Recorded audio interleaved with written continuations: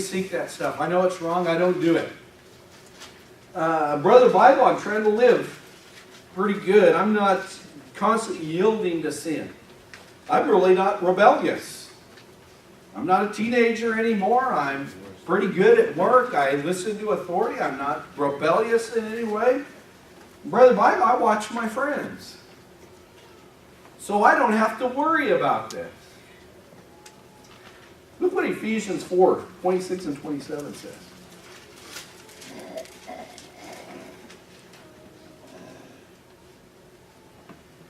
Be angry and sin not.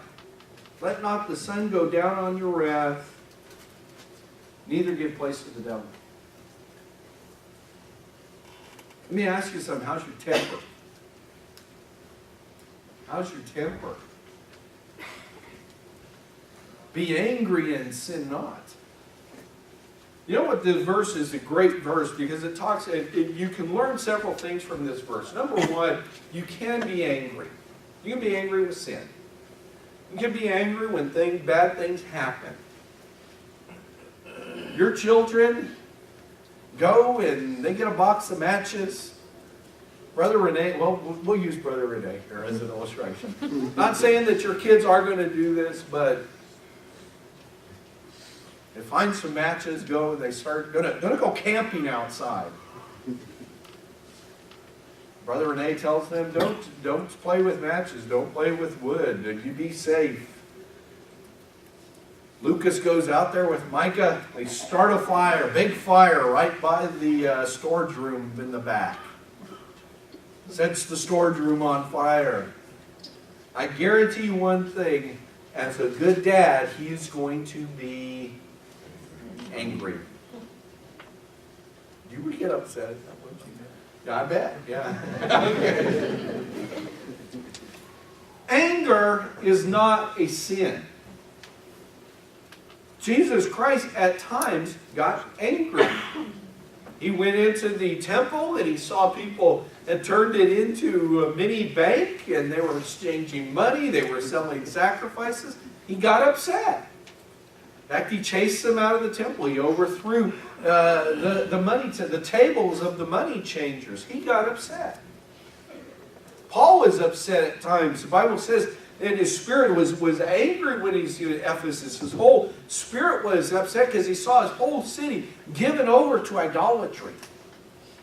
Paul got upset with Peter and Barnabas when he came down with some Gentiles to Jerusalem and the Jewish believers wouldn't associate with the Gentile believers. And he saw this schism and he said he was mad enough that he rebuked Peter face to face. He got upset. There's anger controlled is not a sin.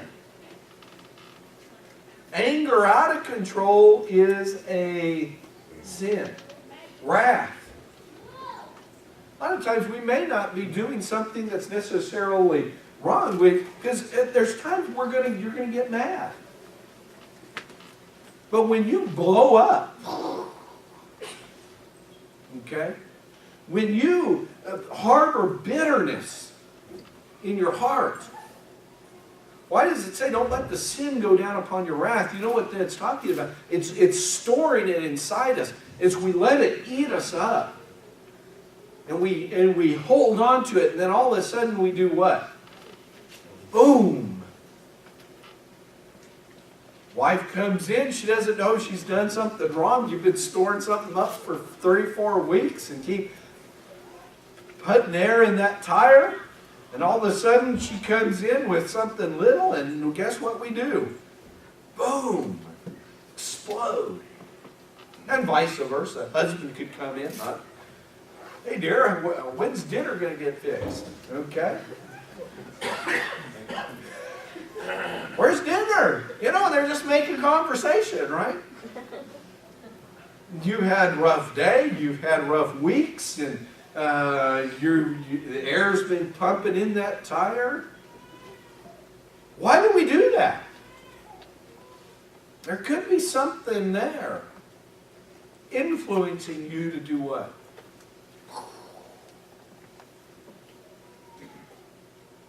The devil will try to do anything to ruin your relationship with God.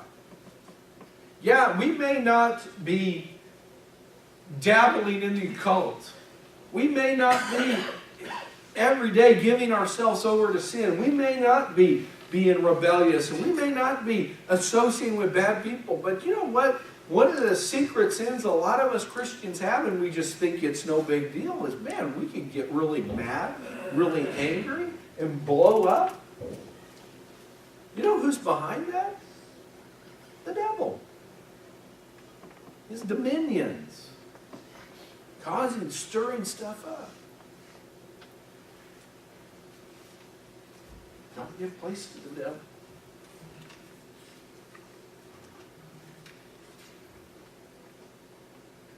We can see just simply from this individual in Mark chapter 4, he had fits of rage. If you look at verse number 5, man, again, he had been bound. No man could bind him.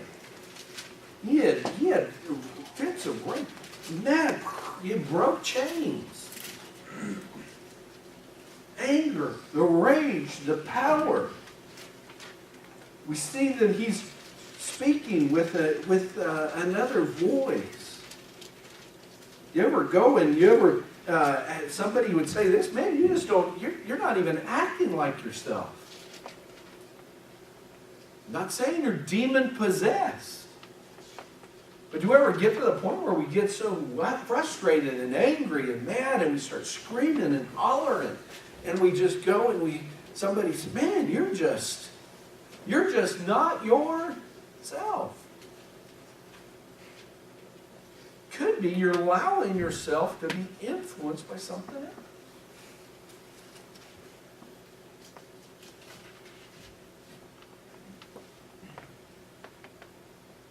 How do we do it?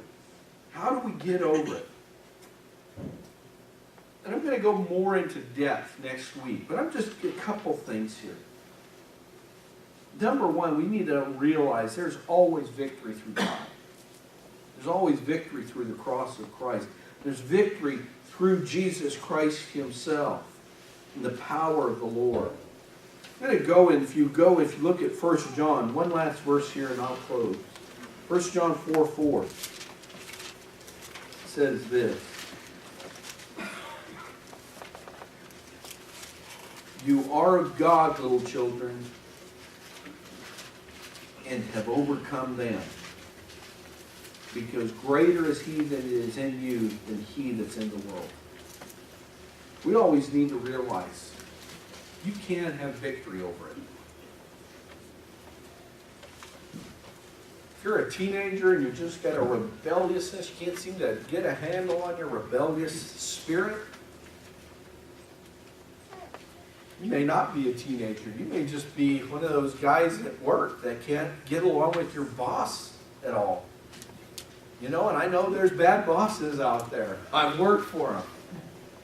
But I mean, it doesn't matter whether you have a good boss or a bad boss. You're always, you can't get along with any sort of authority. Greater is he that is in you than he that's in the world. You can. You might be one of those, as a teenager, you might say, well, I just can't get along with my parents. I can't get along with teachers at school. I can't get along. No, you know what? If you're saved, greater is he that is in you than he that's in the world. Yes, you can. I can't control my anger. It's just the way I am. I've got fiery red hair. I used to have fiery red hair. It's just my temperament. I'm just an angry person. It's just who I am. No, greater is he that's in you than he that's in the world. You can have victory. When we realize that Jesus Christ paid for our victory at the cross. When we realize that when we go and when we ask him to help us, to fill us with his Spirit, to give us victory, you can be victorious. Get a little bit more in depth next week. But let me ask you this. What's your influences? Again, you might say, you know what, I know I'm saved. But you having some influence You wonder, man, what's going on? Why do I act this way? There's a vast war going on for your soul. He can't take you to hell anymore, but he could sure mess up your life now. And he will do everything he can to mess it up. Who are you associating with?